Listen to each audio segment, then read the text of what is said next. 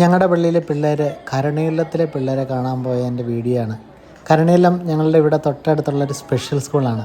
ഇവിടെയുള്ള കുളന്തേശു കുട്ടികളെല്ലാവരും 1-ാം ക്ലാസ് മുതൽ 5-ാം ക്ലാസ് വരെയുള്ള കുട്ടികൾ ഈ കരുണയില്ലത്തിൽ പോയി അവരുടെ കൂടെ കൂട്ടുകൂടിയിരിക്കുന്ന വീഡിയോ ഒന്ന് നോക്കി.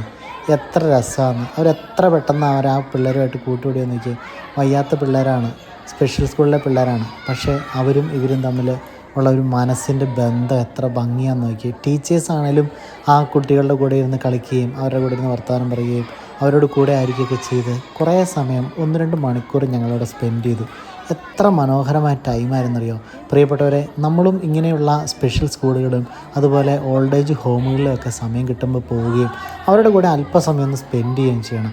അതുപോലെ നമ്മുടെ കുട്ടികളെയും കൊണ്ടുപോകണം. നമ്മൾ പലപ്പോഴും പോകാറുണ്ടാവാം, പക്ഷേ നമ്മുടെ കുഞ്ഞുങ്ങളെയൊക്കെ ഇങ്ങനെ കൊണ്ടുപോയി അവരുടെ കൂടെ ഇരുത്തുകയും നമുക്ക് ദൈവം തന്നിരിക്കുന്ന ദാനമാണ് നമുക്കുള്ളത് എന്ന് മനസ്സിലാക്കി കൊടുക്കുകയും അതുപോലെ ദൈവത്തിൻ്റെ ദാനമാണ് നമ്മുടെ ജീവിതം ചിന്തിക്കാനും പ്രവർത്തിക്കാനും പാടാനും ഒക്കെ ഉള്ള കഴിവ് നമുക്ക് കിട്ടിയിരിക്കുന്ന ദൈവത്തിൽ നിന്നാണെന്നുള്ള കാര്യമൊക്കെ പിള്ളേരെ പഠിപ്പിച്ചു കൊടുക്കാനും ഇങ്ങനെയുള്ള സ്ഥലങ്ങളൊക്കെ പോകുന്നത് ഉപകാരപ്പെടും. ആ കുട്ടികൾ എത്ര മനോഹരമായിട്ട് അത്രയും സമയം അവിടെ സ്പെൻഡ് ചെയ്തെന്നറിയോ. എത്ര സന്തോഷകരമായിരുന്നറിയോ. 1-2 മണിക്കൂർ പോയത് അറിഞ്ഞില്ല. അവർക്ക് അവിടെ നിന്ന് പോരണമേന്നേ ഇല്ലായിരുന്നു.